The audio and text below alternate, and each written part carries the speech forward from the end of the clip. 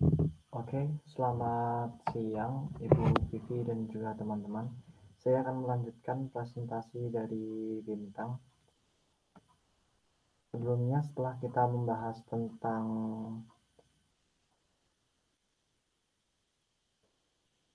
environment ya, pendekatan store.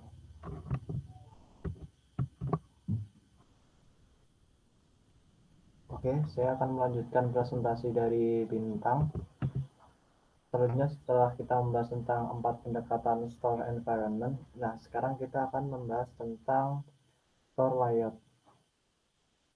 Nah, store layout sendiri itu yaitu tata letak dari penataan toko. Nah, penataan toko tersebut itu dibagi menjadi dua. Yang pertama itu adalah grid layout, yang kedua ada freeform layout. Nah, untuk grid layout sendiri itu biasanya itu dipakai oleh grocery stores ya, yang ditujukan untuk efektivitas dalam peningkatan jumlah produk yang terjual. Nah, grid layout sendiri itu biasanya diletakkan di lantai utama, di mana tujuannya untuk menarik visual kontak dari konsumen yang membuat konsumen akan membeli barang tersebut walaupun tujuannya untuk mencari barang lain. Contohnya itu ketika konsumen mencari bahan makanan, kemudian konsumen tersebut melihat sambal varian terbaru, maka akan memunculkan hasrat mencoba sambal tersebut dan kemudian akan membelinya. Lalu yang kedua itu ada freeform layout. Nah, untuk pengaturan yang seperti ini itu berguna untuk mendorong belanja santai dan pembelian impulsif. Ini juga dapat membantu penjual toko memindahkan konsumen ke beberapa jenis barang. Nah, freeform layout sendiri itu biasanya diterapkan dalam butik, kemudian juga apparel stores, atau juga toko-toko pakaian lainnya. Nah, contohnya itu seperti ketika penataan barang berbentuk freeform layout ini dalam butik ya. Nah, seperti sepatu, kemudian jaket, kemudian baju itu ditata tidak rapi, di mana ini di sini ada sepatu, kemudian di sampingnya ada jaket, kemudian ada tas juga. Nah, ketika pembeli itu membeli sebuah baju, kemudian melihat sepatu ataupun tas yang emang matching dengan baju yang ia beli, maka probability pembeli untuk membeli barang lain pun akan meningkat, sehingga membuat penjualannya itu semakin banyak ya. Jadi nambah sepatu, nambah juga jas, ataupun juga nambah tas. Nah, ini contoh dari grid dan freeform store layout. Yang kiri itu grid layout, di mana uh, toko itu dibuat berlorong-lorong sehingga memudahkan konsumen untuk mencari barangnya, kemudian juga konsumen juga dengan enak melihat susunan-susunan yang emang sudah tertata rapi. Karena biasanya dalam grocery stores konsumen ingin cepat-cepat menemukan barang yang ia cari ya. Tapi selagi mencari barang tersebut karena memang tertata dan rapi, dan juga ada barang-barang lain yang emang mirip-mirip dengan produk yang diinginkan konsumen, jadi konsumen jadi berkeinginan untuk membelinya. Nah, kemudian untuk yang freeform layout sendiri itu ditata sedikit acak-acakan, tetapi emang bertujuan untuk membuat konsumen itu tertarik karena melihat kecocokan produk yang ia beli dengan produk yang masih ada di toko tersebut. Nah, di sini ada keuntungan dan juga kekurangan dari grid dan juga freeform layout. Yang pertama itu ada manfaatnya. Manfaat dari grid layout sendiri itu uh, ada yang pertama itu low cost. Emang dengan membentuk grid layout itu jadi biayanya itu lebih murah. Yang kedua itu customer familiarity. Dengan adanya grid layout sendiri ini membuat customer lebih familiar dengan tata letak toko yang berlorong-lorong. Kemudian juga grid layer sendiri itu meningkatkan merchandise exposure, lalu juga easy of cleaning juga karena emang lorong-lorongnya lurus, jadi jangan mudah untuk membersihkan toko tersebut. Lalu juga yang selanjutnya ada simplified security, karena CCTV ketika ditaruh di pojok akan lebih jelas melihat apa yang dilakukan oleh konsumen. Lalu yang terakhir itu ada possibility of self service. Nah, selanjutnya itu disadvantage dari grid sendiri itu yang pertama ada plain dan uninteresting, karena bentuknya yang emang udah saklek ya, berlayar-layar, itu membuat konsumen merasa bosan dan juga tidak menarik konsumen. Lalu juga limited browsing, karena emang mudah ditemukan produknya, tinggal kita cari raknya di mana langsung ketemu. Jadi yang membuat pencarian konsumen itu nggak lama, dan juga pembelian yang ingin dibeli konsumen juga stay di situ sebentar. Jadi mereka tidak bisa melihat produk-produk lain yang mungkin ditawarkan oleh penjual. Nah, selanjutnya ada stimulated rush shopping behavior.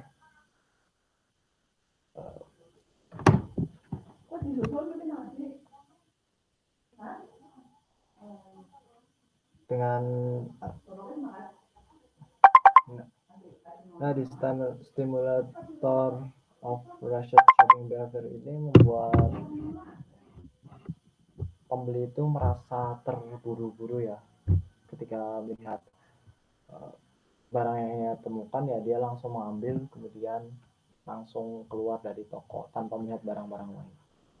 Lalu selanjutnya ada limited creativity in decor, karena emang grid layout ya emang susah untuk didesain dan juga susah untuk mengembangkan kreativitas. Lalu selanjutnya itu manfaat dari freeform sendiri itu, keuntungannya itu allowance for browsing and wandering freely, jadi dengan lebih tenang lah, dengan lebih gampang dan juga santai bagi konsumen untuk mencari-cari produknya, kemudian melihat satu persatu barang yang ada di dalam toko, kemudian ya sambil mencari, emang produknya kan produk yang ia inginkan sulit ditemukan, jadi harus emang menjeli dan juga melihat produk-produk lain yang ada. Nah, dengan dia melihat produk-produk yang ada di dalam toko, maka akan membuat increase impulse purchase, dimana ketika melihat, wah bajunya bagus nih, wah sepatunya bagus nih, aku beli gitu. Nah, selanjutnya itu visual appeal, karena emang bagus bentuknya, tokonya juga elegan ataupun juga memiliki desain yang bagus, maka membuat penampakan matanya itu terlihat enak.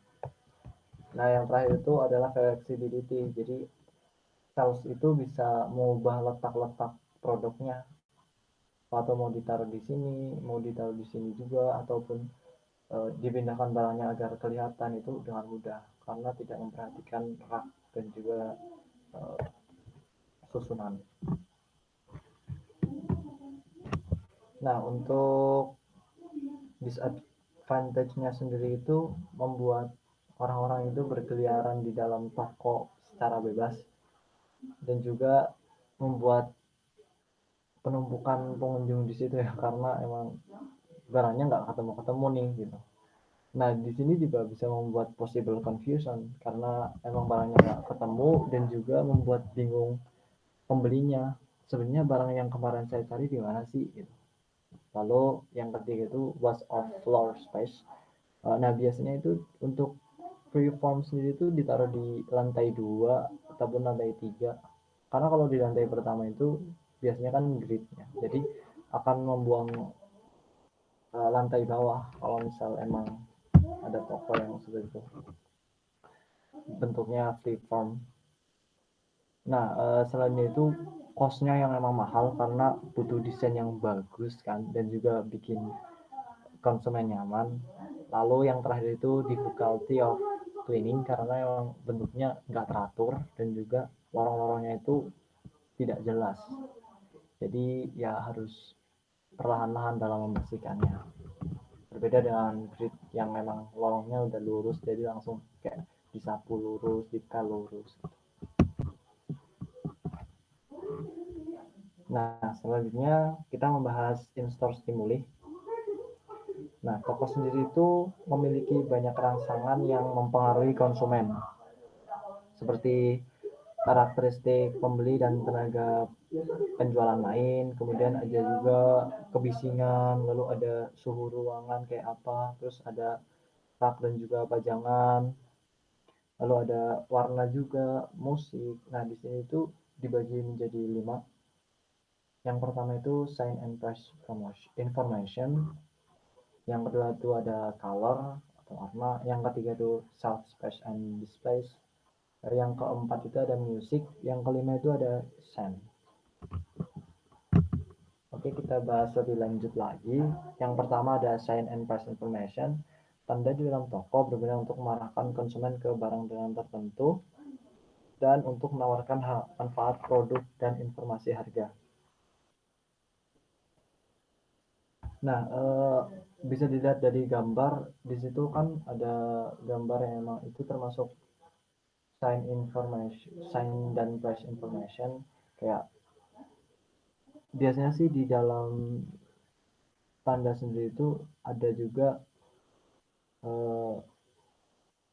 sign benefit ya. Jadi nggak cuma harganya yang ada di situ, tapi keunggulan produknya apa sih gitu. Nah, based on statistical analysis of sales difference, the following conclusion were drawn. Berdasarkan di buku itu, yang pertama itu harga mempengaruhi penjualan lebih dari tipe tanda. Yang kedua juga ada pada harga reguler, penambahan tanda harga tidak akan meningkatkan penjualan. Tetapi bila barang sedang diobral, tanda harga akan meningkatkan penjualan. Gimana kayak, wah ini lagi diskon nih, beli gitu. Itu dari konsumennya. Yang ketiga itu tanda manfaat meningkatkan penjualan baik pada harga reguler maupun harga jual. Di sini kayak diartiin dalam buku, tanda manfaat itu lebih efektif daripada hanya tanda harga ya. Jadi kayak harganya segini itu kurang efektif, kayak bagusnya lagi harga segini dan juga ada tanda manfaatnya kayak ini untuk ini, jadi lebih gampang. Nomor 4, tanda manfaat lebih efektif daripada tanda hanya harga baik di reguler maupun obrolan harga. Lalu in-store stimuli yang kedua itu color. Warna sendiri itu emang terbukti memiliki beragam efek fisik dan psikologis pada manusia dan juga hewan. Nah, di dalam contoh itu bisa dilihat di tag price kanan sama kiri ini. Nah, yang kiri itu colornya itu kuning dan juga merah. Ya, yang kanan itu hijau. Nah, colornya itu emang dibagi menjadi 2. Yang pertama itu color warm atau hangat. Nah, biasanya itu di color warm itu ada warna kuning dan juga warna merah. Nah, kemudian untuk yang kedua itu ada cool color, warna hijau dan juga warna biru. Nah, warm color sendiri itu bertujuan untuk melakukan decision maker yang memang cepat ya. Decision maker yang cepat, barangnya biasanya juga harganya murah. Jadi untuk mempercepat transaksi maka disajikan warm color untuk membuat konsumen itu merasa pembeliannya itu ya pembelian biasa, commonly purchase. Nah, selanjutnya itu yang cool color. Nah, cool color itu warnanya biru sama hijau. Nah, biasanya itu harganya itu membutuhkan musyawarah ya untuk membelinya. Kayak televisi juga bisa, ataupun juga handphone itu kan harganya mahal, kayak butuh pemikiran dahulu mau dibeli atau enggak gitu. Karena dengan adanya cool color ini konsumen menjadi lebih nyaman untuk membeli dan juga lebih tenang pastinya. Nah, selanjutnya itu yang ketiga, shelf space and display. Nah, pernyataan umumnya mendukung gagasan rak yang lebih banyak ruang dan pajangan di dalam toko meningkatkan penjualan. Nah, sebagai konsumen sendiri, kita juga berpikir kan kalau misal toko yang emang banyak raknya itu memiliki kelengkapan yang lebih daripada toko yang sedikit raknya. Jadi emang udah terlihat dari stimuli konsumen dan juga stimuli dalam toko dari tokonya yang memberikan banyak rak yang membuat persepsi konsumen kalau toko tersebut itu emang lengkap dan juga harganya bisa jadi lebih murah karena emang barangnya emang lebih banyak gitu. Selanjutnya itu store stimuli ada musik. Nah, musik yang diputar di latar belakang sementara aktivitas lain dilakukan mempengaruhi sikap dan juga perilaku. Nah, biasanya kita tahu kayak di toko-toko Indomaret juga ada musiknya, Alfamart juga ada musiknya. Hal ini tuh ada tujuannya, kayak musiknya dibagi menjadi tiga. Yang pertama ada non musik, lalu ada musik lambat, ada musik yang memang cepat. Nah, biasanya untuk toko-toko belanja kayak Indomart, terus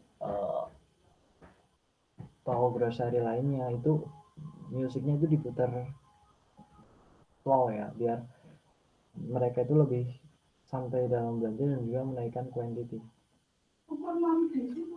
Namun untuk store yang kayak restoran, terus tempat makan itu tidak bisa untuk memakai musik yang lambat karena musik yang lambat sendiri itu membuat rotasi pembeli itu menjadi terhambat.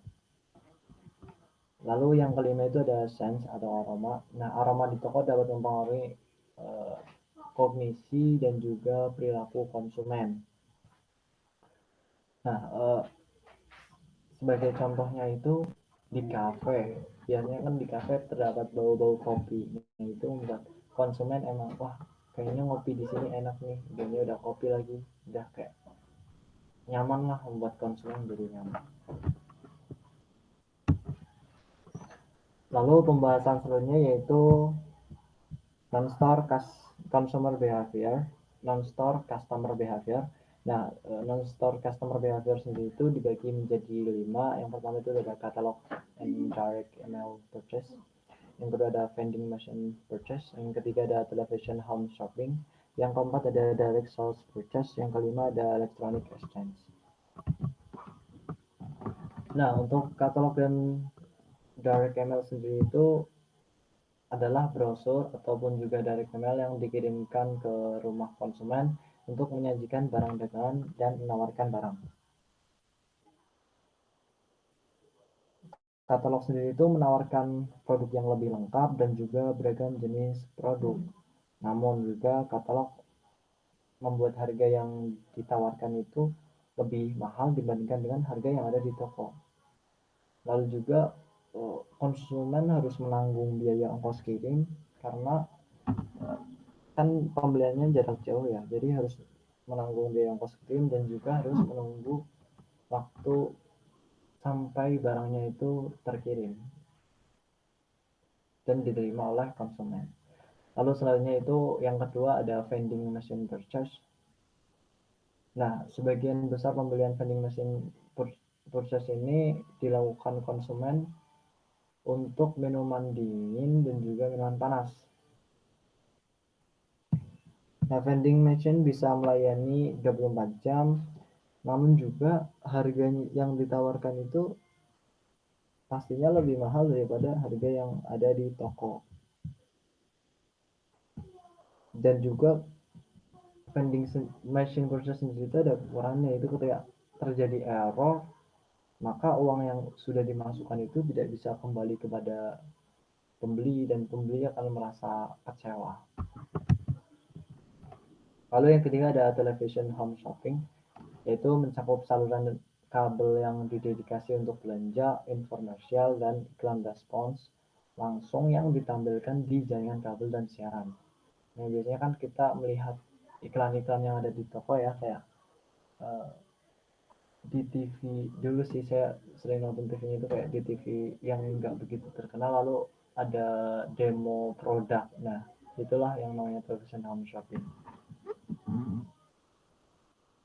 Television home shopping ini memberikan visual yang lebih baik ya dibandingkan dengan katalog karena emang disajikan 3 dimensi, kemudian juga dijelaskan lebih detail juga keunggulan produknya.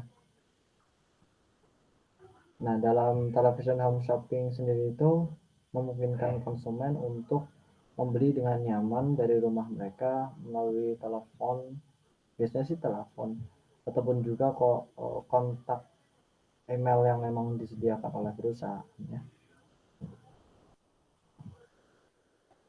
Namun juga television home shopping ini memiliki kekurangan yang sama dengan katalog. Television home shopping sendiri itu harus menunggu produk sampai datang ke rumah dan juga harus menanggung biaya ongkir. Nah, yang keempat itu direct sales purchase. Konsumen melakukan pembelian barang langsung di rumah atau di tempat kerja dari staf penjualan melalui transaksi tatap muka. Nah, ini yang sering biasa kita lakukan, di mana kita bisa langsung membeli barangnya langsung dalam tatap muka. Bisa mengecek barangnya kayak apa. Yang pastinya direct sales purchase sendiri itu bisa merasakan purchase experience ya. Feel of purchase experience sendiri itu terasa ketika kita bisa mengecek barangnya, mengcompare barang A dengan barang B, terus melihat keunggulan barangnya di mana, terus juga memegang tekstur dari barangnya itu bagaimana, itu paling puas lah, memberikan experience yang puas bagi pembeli. Nah, yang kelima itu electronic exchange, melibatkan konsumen dalam mengumpulkan informasi, berbelanja dan membeli di situs web di internet. Nah, untuk electronic exchange sendiri itu adalah mode pembelian yang tumbuh paling cepat. Ya, kita tahu lah startup, kemalasan kaum milenial dan juga kaum yang emang ya mungkin kaum tahun 90-an yang emang terjangkit kaum milenial, jadi kayak lewat Shopee aja bisa, lewat Amazon juga bisa, atau juga lewat Bukalapak. Dengan mudah mereka men-scroll banyaknya produk. Tapi adanya electronic exchange sendiri itu membuat konsumen akan mudah untuk berpindah keinginan dalam membeli produk. Jadi ketika melihat produk lain yang memang serupa dan ternyata harganya lebih murah, maka konsumen lebih mudah untuk berpindah produk. Sangat mudah lah untuk berpindah produk.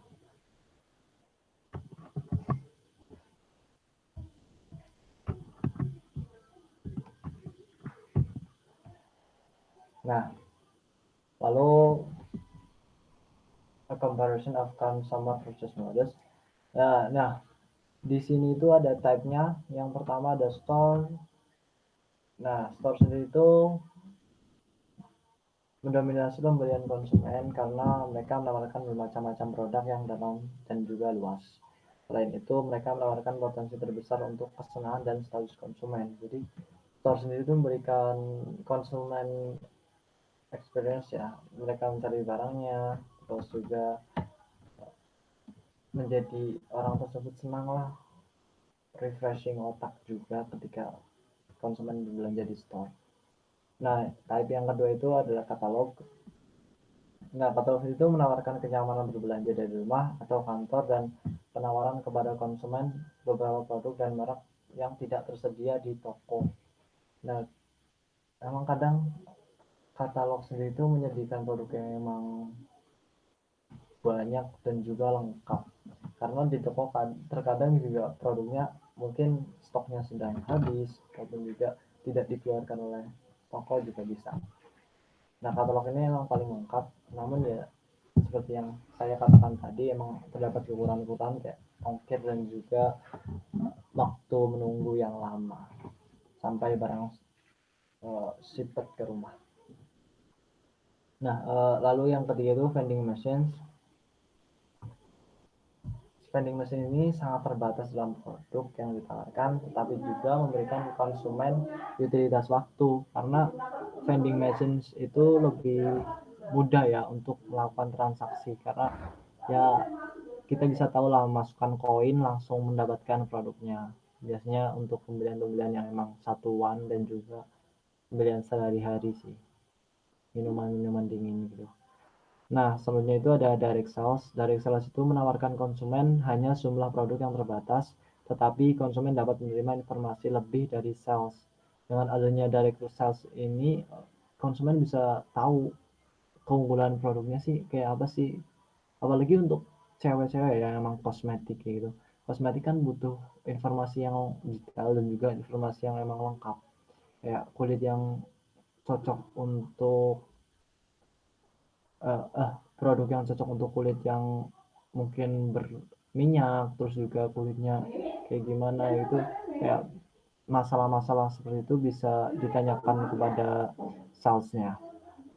Lalu yang terakhir itu ada TV home shopping dan electronic exchange. Nah, keduanya itu mirip ya, cuma ya tadi sih, TV home shopping lebih diunggulkan karena visual 3D-nya daripada electronic exchange.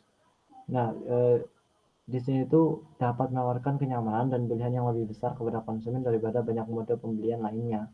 Karena ya kita tahu sendiri lah, udah jarak jauh, kemudian kita bisa melihat produknya secara jelas. eh, Ya menghemat waktu juga itu kayak. Nah, makanya ini TV home shopping juga electronic exchange itu metode yang emang paling mudah meningkat gitu, kayak dengan sangat cepat ini meningkat karena ya consumer behavior kayak malas, terus juga capek habis kerja, kayak ya malas aja harus ke toko gitu. Karena kalau bisa jauh kenapa harus ke toko gitu. Ya paling minusnya untuk TV home shopping and electronic exchange sendiri, kalau udah beli ya nggak cuma TV home shopping sih, katalog juga kalau udah beli kemudian barangnya nggak sesuai ya paling terjadi retur dari pembelian, yang pastinya akan menambah kos juga karena retur tersebut juga memakan biaya ongkir yang harus ditanggung oleh pembeli. Nah, untuk lebih jelasnya mungkin bisa dilihat, ini ada comparison of six consumer purchase modes. Bisa dilihat di tabelnya. Nah, sekian dari saya, mungkin akan dilanjutkan oleh teman saya. Terima kasih.